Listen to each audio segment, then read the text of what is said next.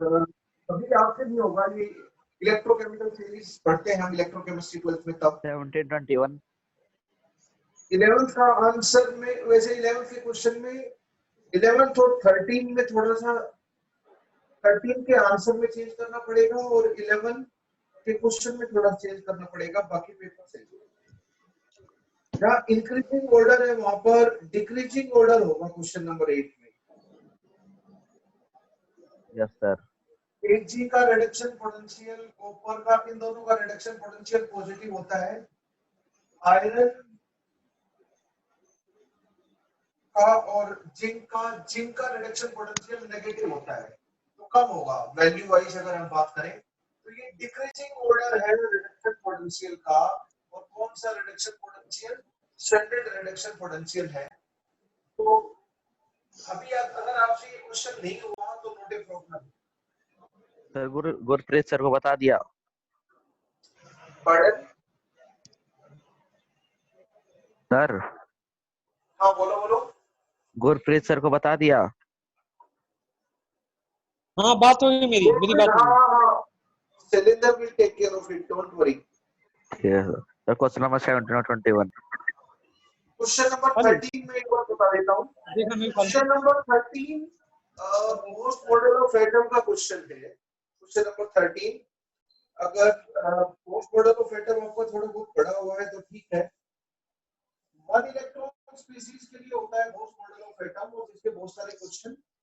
अब photo electric effect के दोनों वीडियोस आप लोगों के पास YouTube पे तो अपलोड हो चुके हैं और क्योंकि इंटरनेट की प्रॉब्लम हो गई तो अभी 1-1.5 घंटे बाद वो टेक्नीशियन आया, ठीक करके गया है, तो now it is working properly. तो अभी आपके पास आज क्लास के बाद आप लोग स्टार्ट कर सकते हो फोटो इलेक्ट्रिक इफेक्ट के।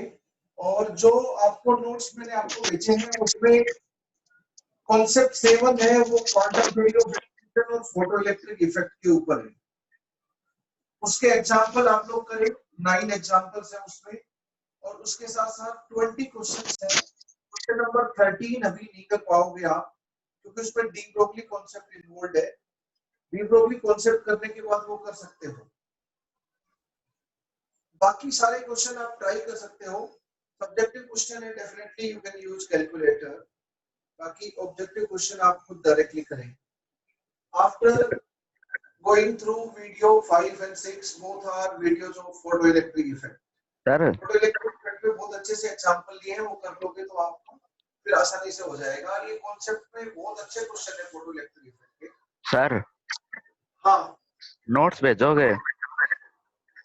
कौन से नोट्स? नोट्स तो ऑलरेडी है आपके, notes are already there. Lecture notes भी है और ये मैंने एक बुक लिखी थी उसमें भी, उसके भी मैंने नोट्स भेजे थे आप लोगों को, तो उसी में से मैं आपको असाइनमेंट दे रहा हूँ। जो कॉन्सेप्ट क्लियरिंग प्रॉब्लम है उसी में ही है, कॉन्सेप्ट वाइज चैप्टर को उसी में डिस्कस किया गया है। बाकी लेक्चर नोट्स में लेक्चर वाइज किया गया है। ये है hydrogen, helium, lithium, beryllium, boron, carbon, nitrogen. Z की वैल्यू कितनी हो जाएगी? Atomic number 1 2 3 4 5 6 7। न्यूट्रल एटम है तो जितना जेड है उतने ही नंबर ऑफ इलेक्ट्रॉन है न्यूट्रल एटम में। नाइट्रोजन में 7 इलेक्ट्रॉन है, बेरिलियम में 4 इलेक्ट्रॉन है न्यूट्रल एटम।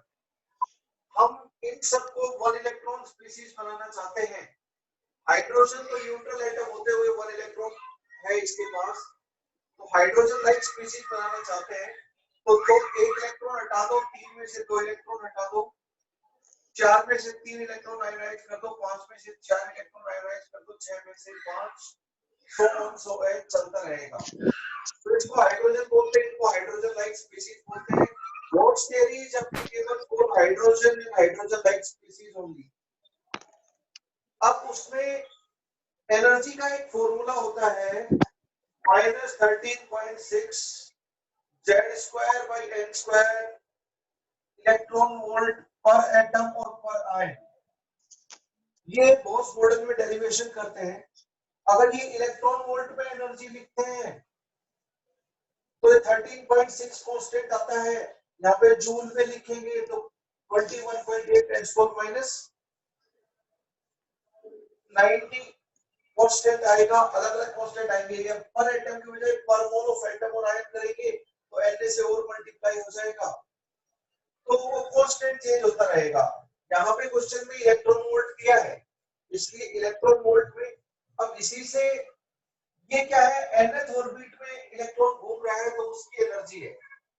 आयनाइजेशन एनर्जी क्या होती है, वन इलेक्ट्रॉन स्पीशीज में सभी का इलेक्ट्रॉनिक कॉन्फ़िगरेशन 1s1 हो जाएगा, यानी कि इनकी ग्राउंड स्टेट क्या है, n=1।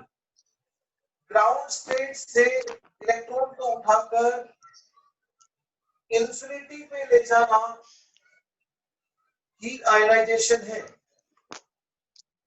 तो क्या हो जाएगा, E infinity minus E ground state मतलब 1 is equal to ionization energy. यही आयनाइजेशन एनर्जी की डेफिनेशन होती है।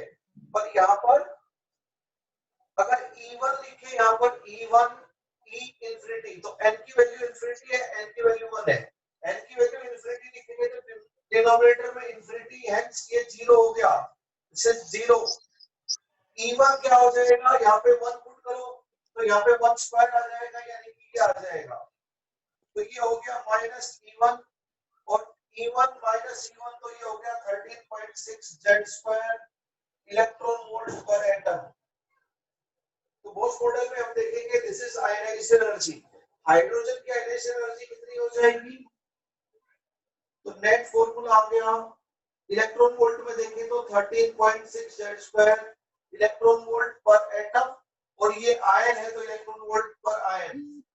ये state Bose model Bose theory के अनुसार वन इलेक्ट्रॉन स्पीशीज की आयनाइजेशन एनर्जी का फॉर्मूला है, ये किसी और का नहीं है। तो यहाँ पे Z की वैल्यू 1 पुट करेंगे तो हाइड्रोजन की आयनाइजेशन एनर्जी आ जाएगी 13.6, Z की वैल्यू 2 पुट करेंगे तो हीलियम +1 की आयनाइजेशन एनर्जी आ जाएगी, Z की वैल्यू अगर हम 6 पुट करेंगे तो कार्बन +5 की आयनाइजेशन एनर्जी आ जाएगी 100H। तो अगर हम बोरॉन +4 की आयनाइजेशन एनर्जी देखें तो Z की वैल्यू 5 पुट करेंगे यहाँ पर, और Z की वैल्यू यहाँ पर 5 पुट करेंगे तो ये 5 स्क्वायर आ जाएगा। 5 स्क्वायर अगर हम यहाँ पर पुट कर देंगे तो 340 इलेक्ट्रॉन वोल्ट आ जाएगा इसकी वैल्यू। तो आयनाइजेशन एनर्जी यहाँ पर 5 स्क्वायर पुट करें तो ये आ जाएगा आपका क्वेश्चन नंबर 13 में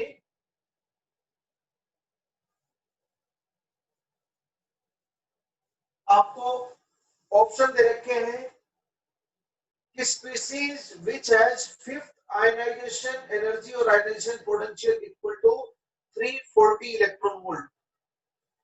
और 10 में बता। बोरॉन 4 पॉजिटिव का तो पहला इलेक्ट्रॉन निकलेगा, फर्स्ट आयनाइजेशन एनर्जी है, क्योंकि एक इलेक्ट्रॉन है इन सबके पास, तो फर्स्ट आयनाइजेशन एनर्जी होगी। यहाँ पे देखो बोरॉन +4 से एक इलेक्ट्रॉन निकला तो बोरॉन +5 +1 इलेक्ट्रॉन, ये हो गया first ionization energy of boron 4 positive.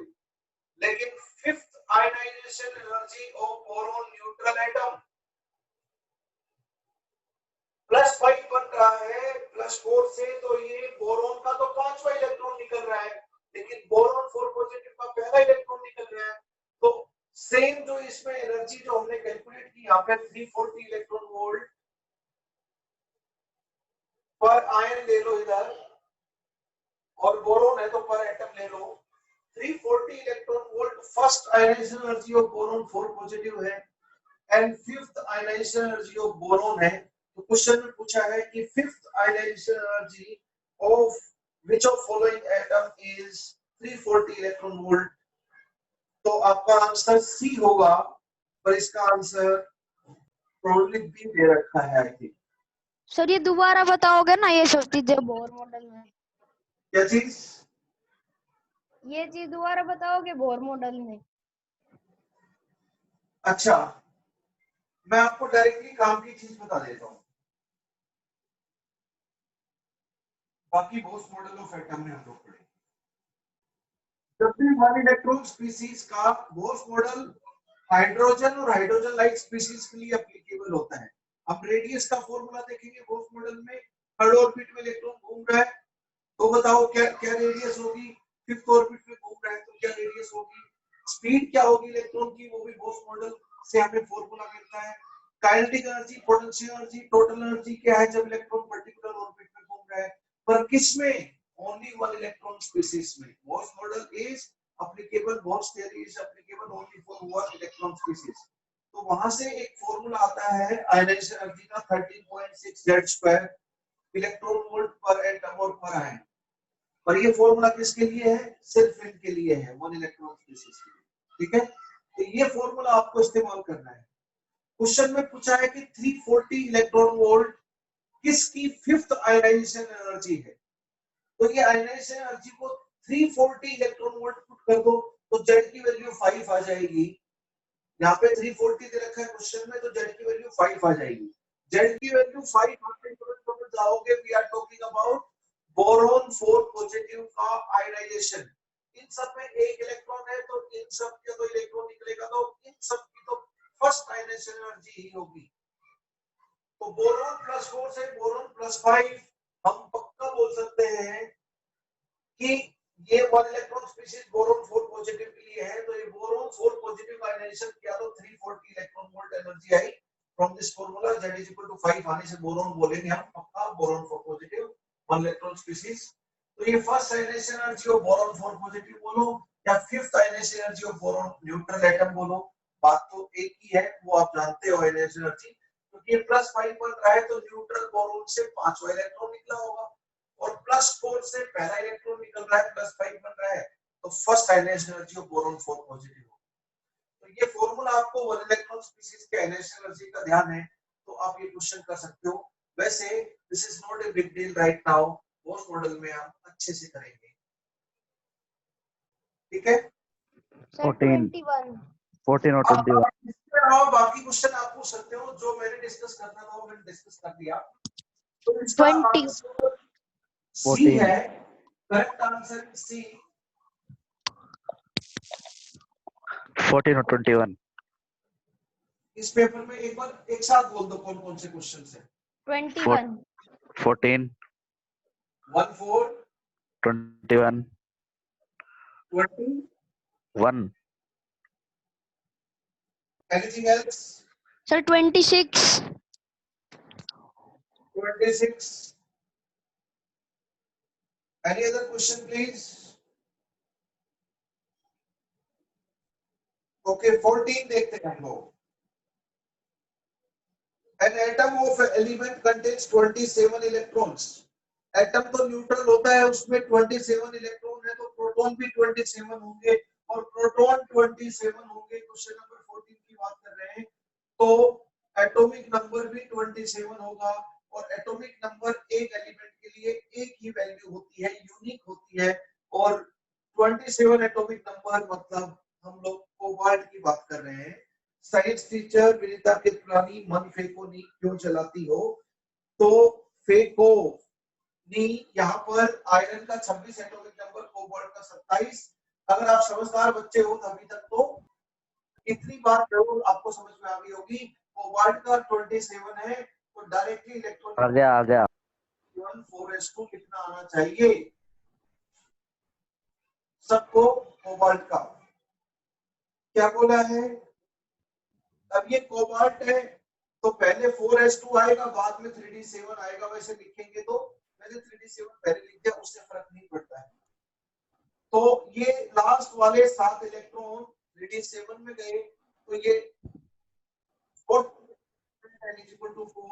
n-1d में लास्ट वाले 7 इलेक्ट्रॉन, तो डिफरेंशिएटिंग इलेक्ट्रॉन 27वां इलेक्ट्रॉन भी 3d में गया, तो ये 3d सीरीज यानी कि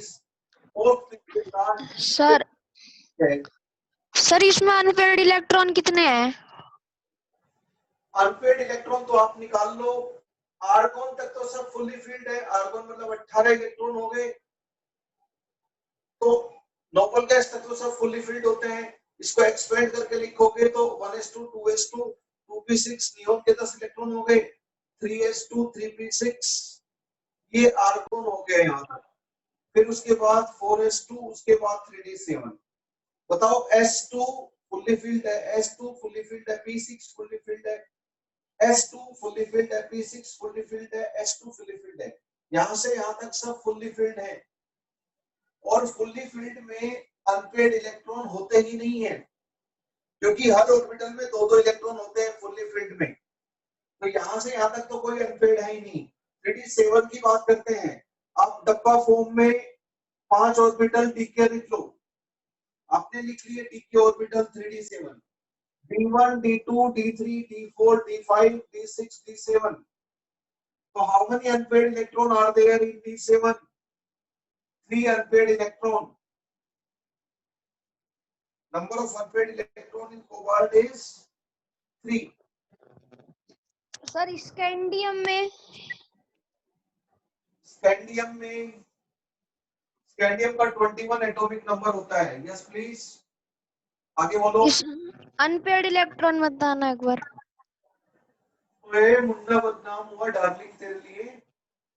Z is equal to 21 scandium का, यानी कि 21 है तो 3d1 4s2 होगा।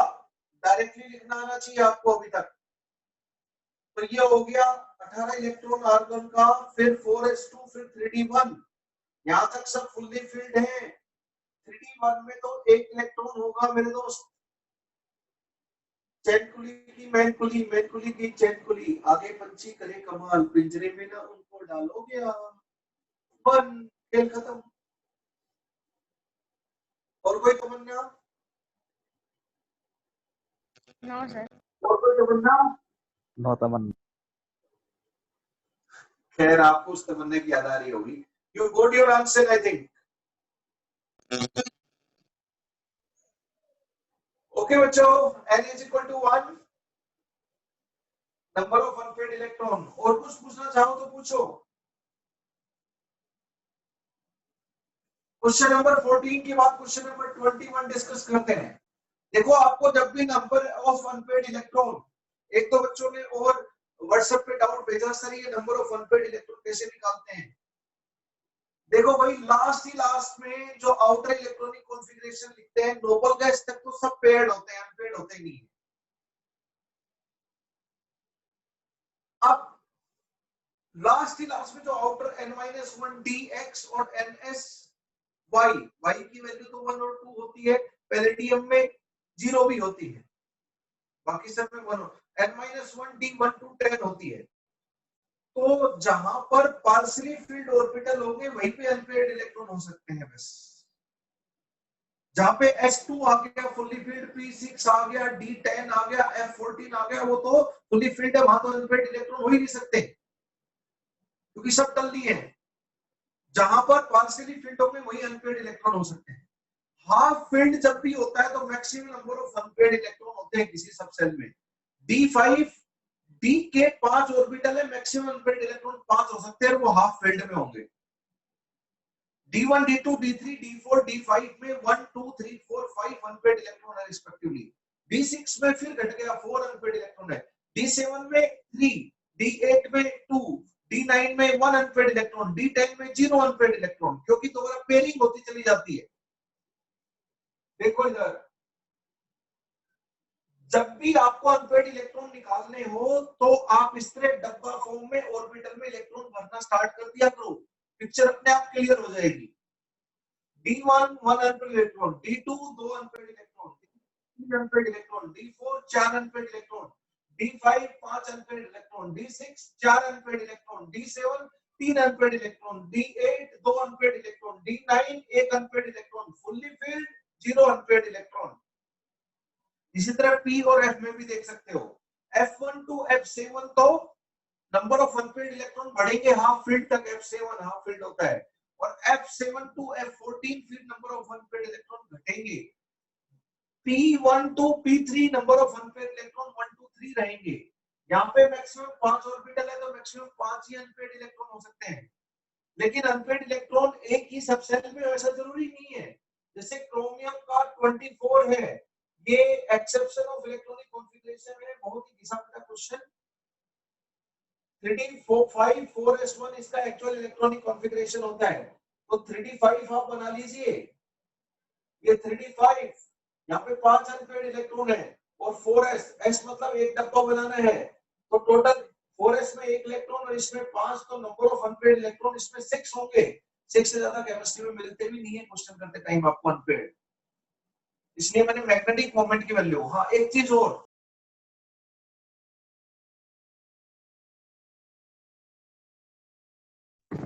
Mic mute. सर आपकी आवाज नहीं आ रही।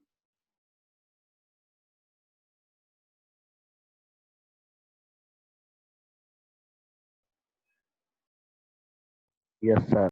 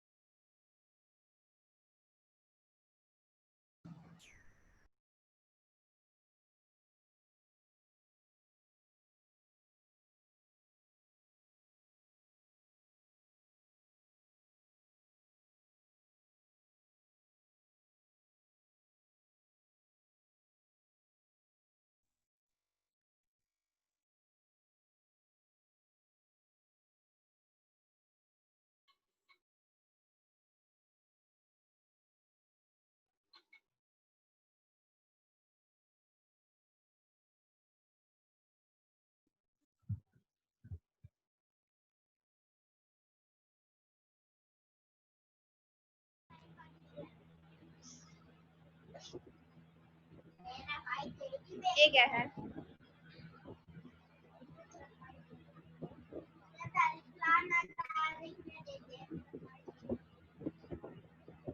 तू पूछ ले सर ने कित गया।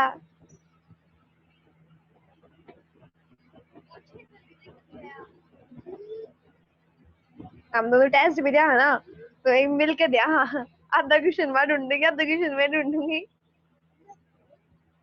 रिकॉर्डिंग कर रही है। थर्ड टेस्ट है लिया क्या का टेस्ट? बार को टेस्ट ना ले, मार तो रोज ना टेस्ट ले लेके शाम में भी टेस्ट है को केमिस्ट्री को। वाह बायो का कर ले है मेरा केमिस्ट्री। सर आपकी आवाज नहीं आ रही। म्यूट है माइक। कीड़ी देख के सच में मून है।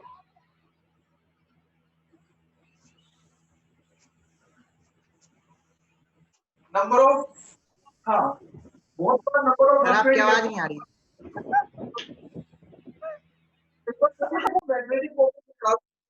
मैग्नेटिक मोमेंट दिया हुआ है क्वेश्चन में 3.87।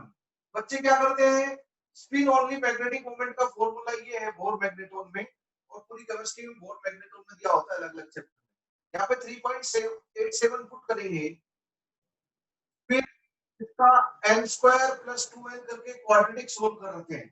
अरे भाई ऐसा नहीं करना, मैंने वो टेबल क्यों लिखवाई थी आपके लिए, तो लिखवाई थी ताकि आप कभी भी क्वाड्रेटिक सोल्व ना करो। म्यू दे दे तो n की वैल्यू, एक n की वैल्यू पॉजिटिव आती है, एक नेगेटिव आती है, तो पॉजिटिव एक्सेप्ट करते हैं क्योंकि अनपेड इलेक्ट्रॉन थोड़ी ना -2 हो सकते हैं, कुछ ना कुछ होंगे, 0 1 2 3 होंगे। तो 3.87 है, तो मैंने क्या बताया था, इसका जो इंटीग्रल पार्ट है बस वो उठा लो, number of unpaired electron, mu की वैल्यू 3.87 bm है, तो n की वैल्यू क्या है 3 डायरेक्टली। पूरी कैलकुलेशन कोई बिल्कुल ना करें, डोंट वेस्ट टाइम, इसलिए मैंने वो टेबल बनवाई थी। 14 21 क्या था क्वेश्चन,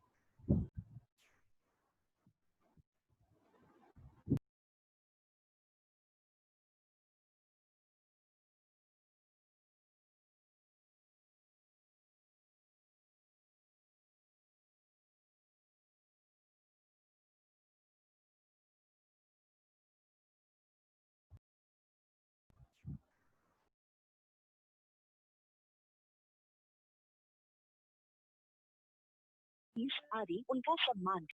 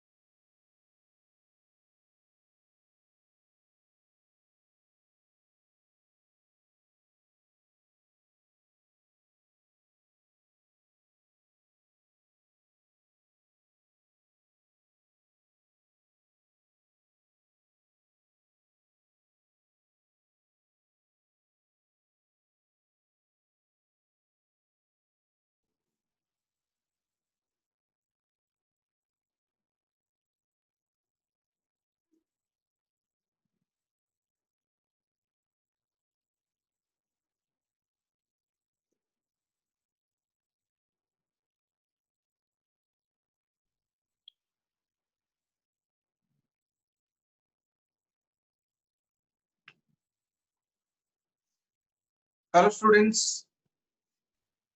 अब सर ठीक है अब। ओके, ये actually there was some net problem. Not a problem, let us continue. 21 हाँ, क्वेश्चन नंबर 21 है group in which long form periodic table in which 3 put together. ये एक्चुअल में ये सीएस केमिकल एब्स्ट्रैक्ट साइंस वाले वो Roman numerals में जो group होते हैं, थर्ड फोर्थ, वो सब ग्रुप दे रखे हैं ऑप्शंस में। तो आप लोग जानते हैं फर्स्ट है, सेकंड है, थर्ड है, ये तो एस और पी ब्लॉक के रहते हैं। और फर्स्ट भी, सेकंड भी, थर्ड भी, ये सब आपके रहते हैं डी ब्लॉक और एफ ब्लॉक के ग्रुप नंबर। अगर आप देखो scandium, titanium, vanadium, chromium, manganese, FeCONi, copper, zinc, 21 to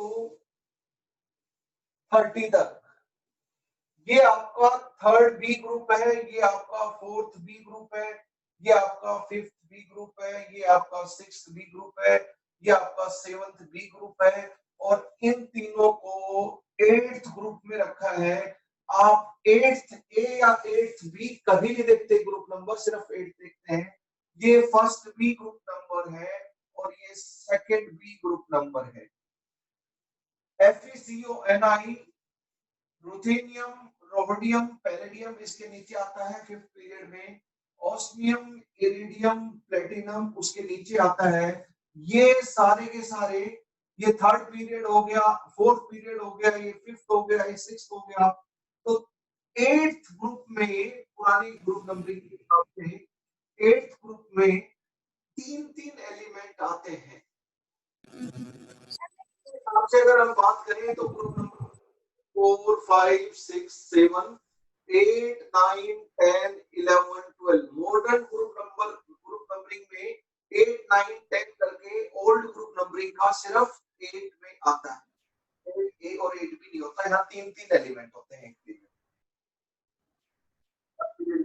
element. तो ये क्वेश्चन हो गया बस, 21 का डी हो गया, 8th ग्रुप, जिसमें तीन एलिमेंट आते हैं। Any confusion? 26 No. This is very easy. N naught by 2 atoms of X gas converted into X positive gas by absorbing E1 energy. X gas से positive gas कन्वर्ट हुआ by losing one electron, ये ionization energy. इसमें कितनी energy खर्च हुई उसको E1 बोला है। कितने एटम के लिए? N नॉट बाई 2 एटम के लिए। तो एक एटम के लिए कितनी एनर्जी खर्च होगी? N नॉट बाई 2, तो 2 ऊपर चला जाएगा, ये हो गया 2 E1 बाई N नॉट, ये पर एटम हो गई आयनाइजेशन एनर्जी। आयनाइजेशन एनर्जी पर एटम इतनी हो गई क्योंकि इतने एटम के लिए है। दूसरा बोला है कि X गैस से इलेक्ट्रॉन गेन करवाएंगे तो X नेगेटिव गैस से बन जाएगा। इसके 2N नोट एटम का कितनी एनर्जी रिलीज होती है? E2 एनर्जी रिलीज होती है, तो रिलीज के लिए माइनस E2 लगा देते हैं। 2N नोट एटम से एनर्जी रिलीज होती है वो E2 है, तो एक एटम से कितनी एनर्जी रिलीज होगी पर एटम? ये होगी, यही क्या होगी? Electron gain enthalpy. ये क्या होगी? पर एटम माइनस एनर्जी, ये पर एटम। सर ये तो पर एटम कितनी होगी वैसे वो उससे सर सर ये सोल्व तो हो गया था, लेकिन इसके आगे सर नेगेटिव साइन क्यों लगाया? इलेक्ट्रॉन गेन एंथैल्पी तो सर पहले ही नेगेटिव होती है। अब देखो E2 है वो सिर्फ मॉडुलस है, वैसे एनर्जी रिलीजिंग एनर्जी E2 बोल रखा है, और E2 सिर्फ मॉडुलस लेके चलोगे तो सही है, फिर मॉडुलस लेके चलोगे तो। बाकी कोई कंफ्यूजन है किसी में? ए ऑप्शन में सर ये डेल्टा एच के साथ माइनस E2/2N0 क्यों लगाया? इसने पहले ही ऐसे दूसरा ऑप्शन तो ऐसा है नहीं जिसके साथ कंफ्यूजन हो सके आपको माइनस साइन की वजह से। नो सर माइनस की वजह से ही पूछा था। हाँ, तो दूसरा कोई ऐसा ऑप्शन है नहीं जिससे प्रॉब्लम हो आपको दूसरे ऑप्शन के साथ। नहीं होगी तो ऐसे ऑप्शन पे आप टिक कर दोगे माइनस प्लस, वो एक जरूर पॉइंट है, बिल्कुल सही बात है। जिसमें थोड़ा भाई E2 खुद ही नेगेटिव है तो क्यों करेंगे हम माइनस, क्यों लगाएंगे? E2 तो सिर्फ एक मॉडुलस है उसका, तो हम अलग से माइनस लगाएंगे क्योंकि इलेक्ट्रॉन गेन एंथैल्पी तो पूरा साइन के साथ लिखते हैं। अच्छा, इससे पहले वाले पेपर में बताओ जरा फास्ट,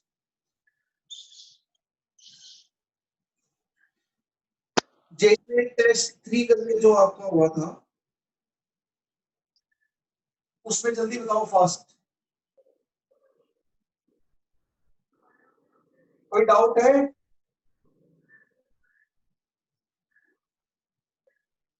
कोई डाउट है? No. सेकंड बोलो जल्दी से बोलो। Which of following pairs represent isoelectronic species? Isoelectronic क्या होते हैं? Same number of electron. First है मैग्नीज +3 एंड आयरन +2। मैग्नीज और आयरन में 26 और 25 इलेक्ट्रॉन होते हैं।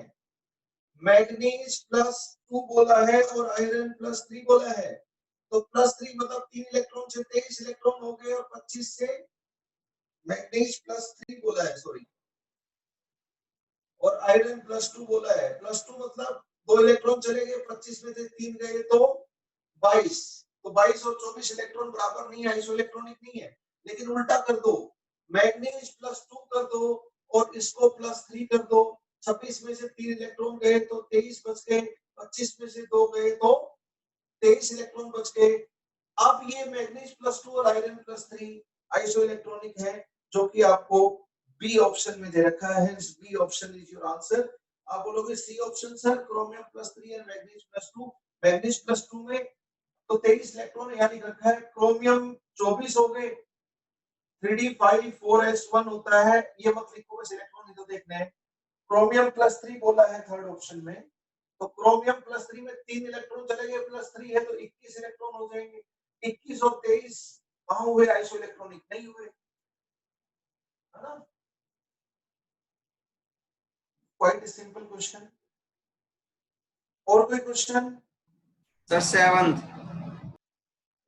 Question, which of these ion is expected to be colored in aqueous solution?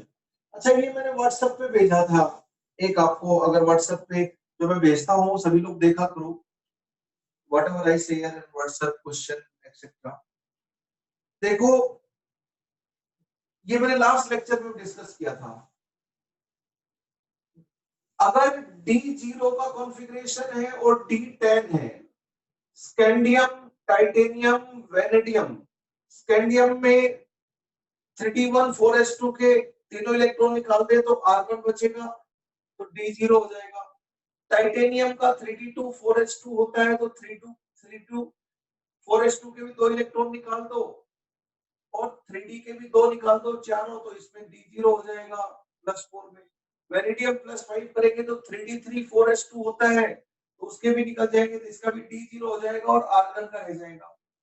अगर मैं कॉपर और जिंक की बात करूं लास्ट में, तो कॉपर क्या होता है 3d10 4s1, तो कॉपर +1 करूंगा तो 4s1 का 1 चला जाएगा, D10 हो गया, और zinc +2 3d2 4s 3d10 4s2, तो ये D10 हो जाएगा। 4s2 के दो इलेक्ट्रॉन चले गए +2 में। जिनमें D0 और D10 है तो इनमें कोई अनपेयर्ड इलेक्ट्रॉन नहीं है, और उसके बाद तो आर्गन ही है, इसके पहले तो आर्गन के वाले वो सब पेयर्ड है, कोई अनपेयर्ड इलेक्ट्रॉन नहीं है, तो ये सब क्या रहेंगे, D0 और D10 वाले जनरली कलरलेस होते हैं। कलर हम काफी तरीके से, काफी थ्योरी से कलर हम एक्सप्लेन करते हैं। डीडी ट्रांजिशन एक कॉन्सेप्ट होता है, यहाँ डीडी ट्रांजिशन की वजह से कलरलेस होंगे हम लोग। पचास रूल एक होता है केमिकल बॉन्डिंग में, उससे भी इंटेंसिटी ऑफ कलर एक्सप्लेन करते हैं। एक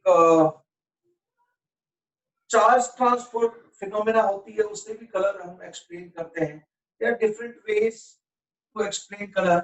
और एक ऑर्बिट से दूसरे ऑर्बिट में जाते हैं तो बोर्स थ्योरी से भी रेडिएशन का इमिशन होता है हाई एनर्जी लेवल से लो एनर्जी लेवल। जैसे ऑर्बिट नंबर 5 से ऑर्बिट नंबर 1 में आया, ऑर्बिट नंबर 5 से ऑर्बिट नंबर 2 में आया, तो कुछ रेडिएशन कलर विजिबल पार्ट में, विब्ग्योर में अगर कोई रेडिएशन का इमिशन होता है तो उससे कलर हो।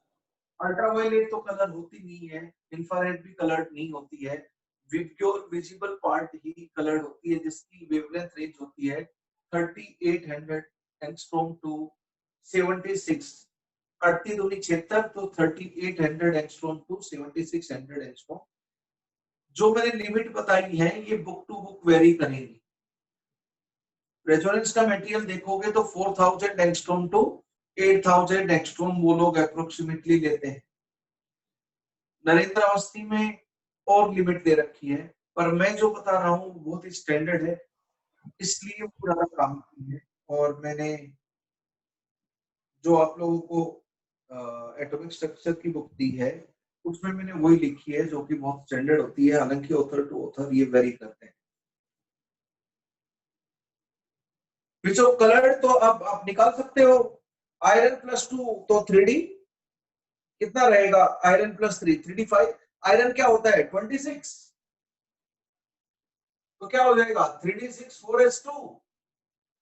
20 आयरन किस में ले जाना है, +3 में ले जाना है, तो यहाँ पे क्या हो जाएगा, दो इलेक्ट्रॉन यहाँ से, एक इलेक्ट्रॉन, 5 अनपेयर्ड इलेक्ट्रॉन है, D5 है ये, तो ये तो कलर्ड होगा।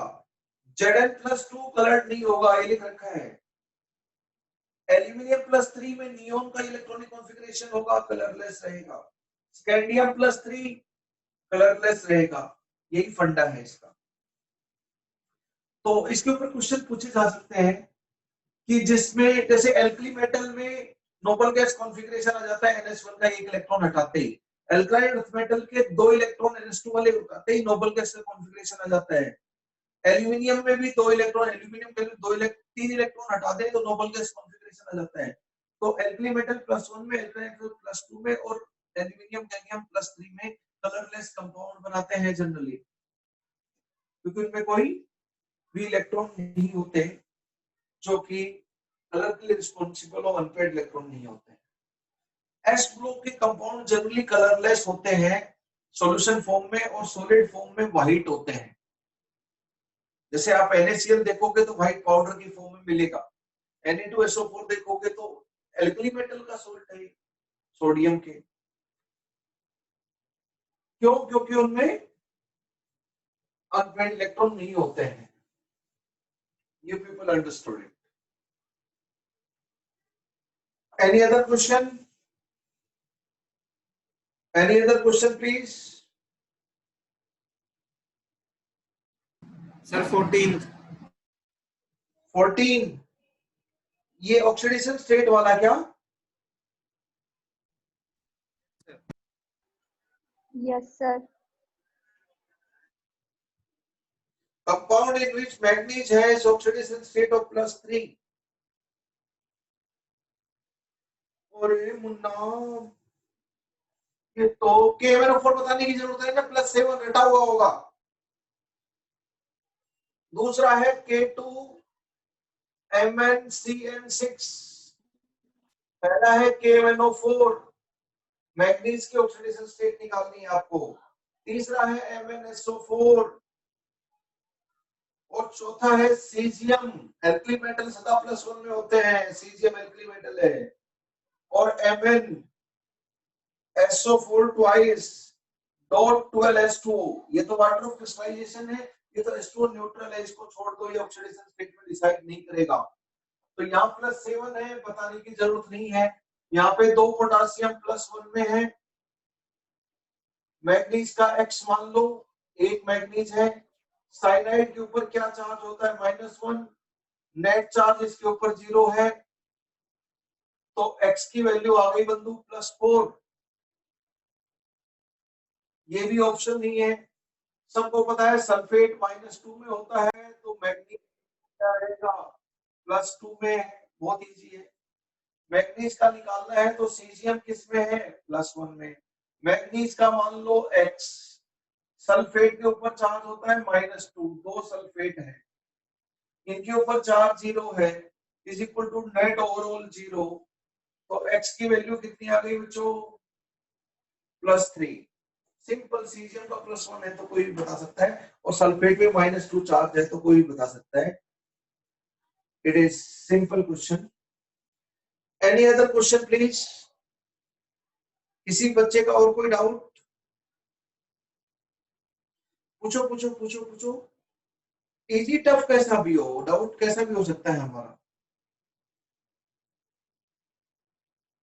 हम स्टूडेंट हैं तो हमारा डाउट कैसा भी हो सकता है। Doubt of every kind is equally welcome. हो सकता है एक बच्चे के लिए चीज वो आसान हो, दूसरे के लिए वो टफ हो। Okay fine. नरेंद्र अवस्थी के कुछ डाउट डिस्कस कर लेते हैं हम लोग थोड़े से।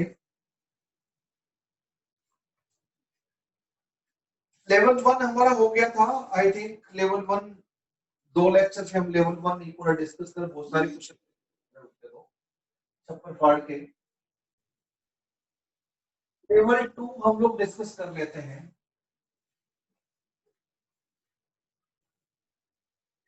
डाउट्स बताएं बच्चों, 50 क्वेश्चंस है, tell me doubts fast.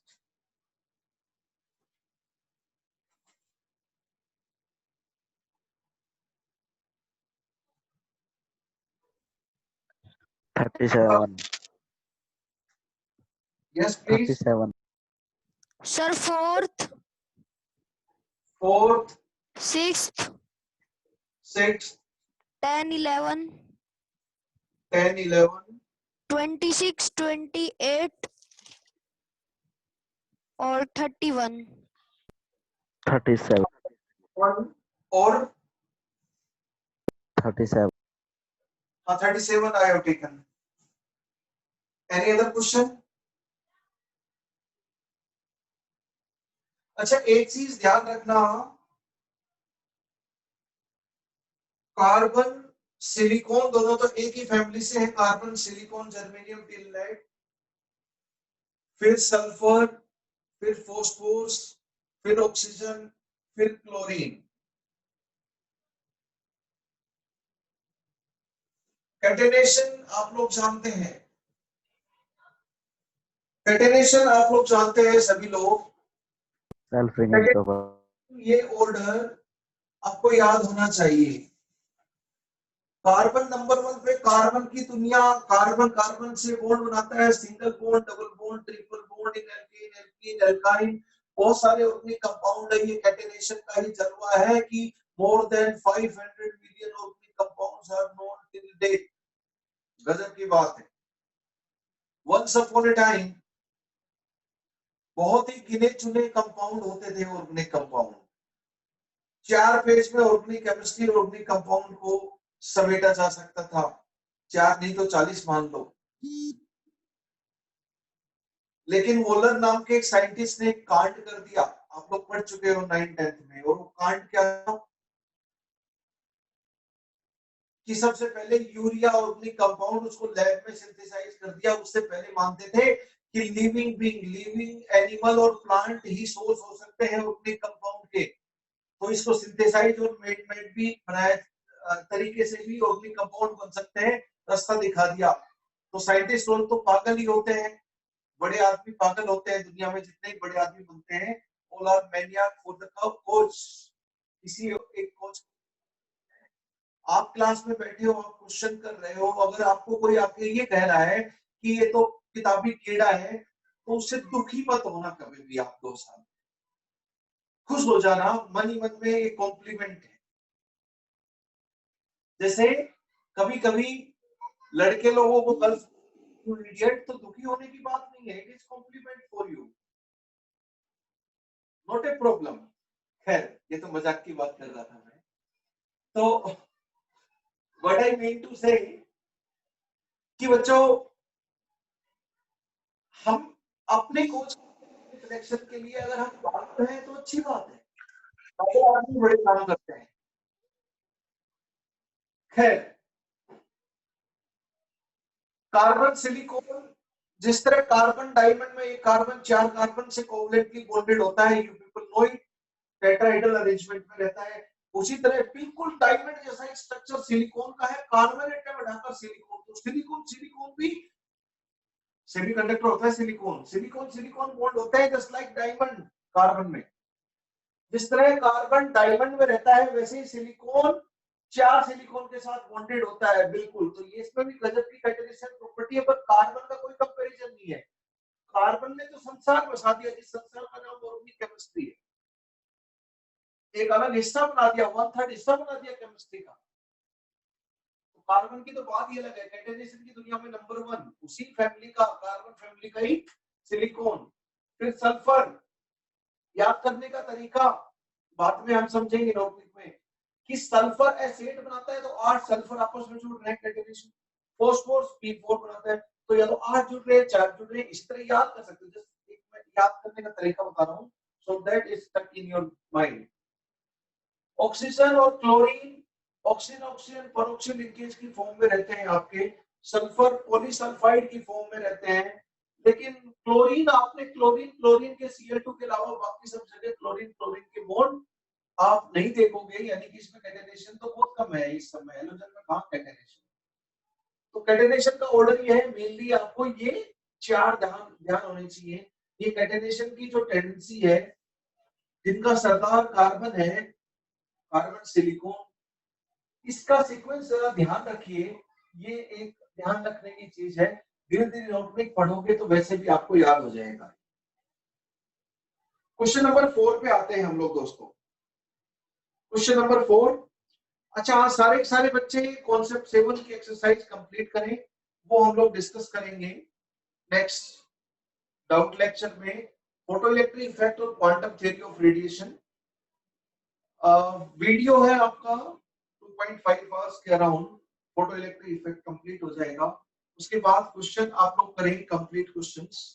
Photo electric effect के क्वेश्चन बहुत फ्रीक्वेंटली पूछे जाते हैं आपके नीट, जिपमर, एम्स सब में, और आईआईटी, जेईई मेन और जेईई एडवांस सब में बहुत फ्रीक्वेंटली पूछे जाते हैं। बोथ मॉडल के बाद सेकंड मोस्ट इंपोर्टेंट यही टॉपिक है, quantum theory of radiation and photo electric effect.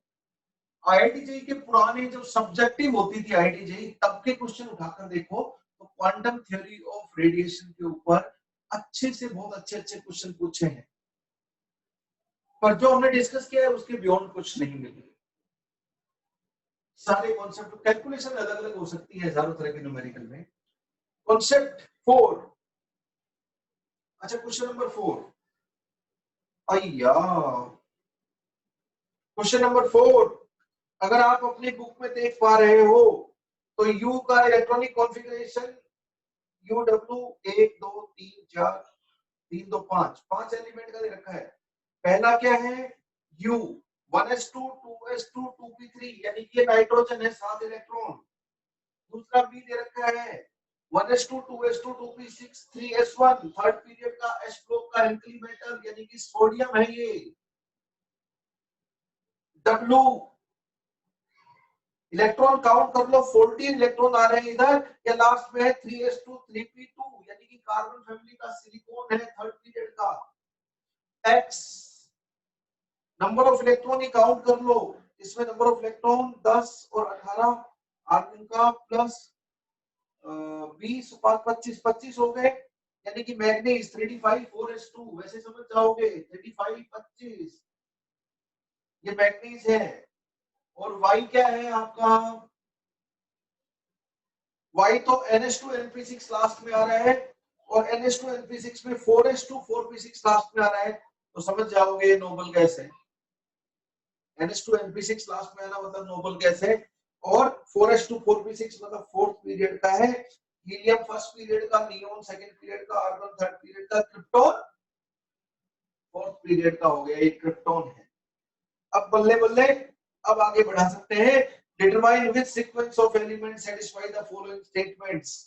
Element forms a carbonate which is not decomposed by heating. मैंने मोल कॉन्सेप्ट में बताया था कौन से चार कार्बोनेट है जो हीटिंग करने पर डिकम्पोज नहीं होते। एनीवन प्लीज, कौन से चार कार्बोनेट हीटिंग करने पर डिकम्पोज नहीं होते? Sodium, potassium. यस, चार सबसे तगड़े मेटल पीरियोडिक टेबल के। एल्कली मेटल सबसे तगड़े मेटल है, मोस्ट इलेक्ट्रोपॉजिटिव मेटल है, और उनमें भी चार सबसे तगड़े NaOH, Na, sodium, potassium, rubidium, caesium, francium को छोड़ दीजिए, लिस्ट से हटा दीजिए। तो Na2CO3, K2CO3, Rb2CO, CS2CO3 इनकी स्टेबिलिटी भी डाउन द ग्रुप बढ़ेगी।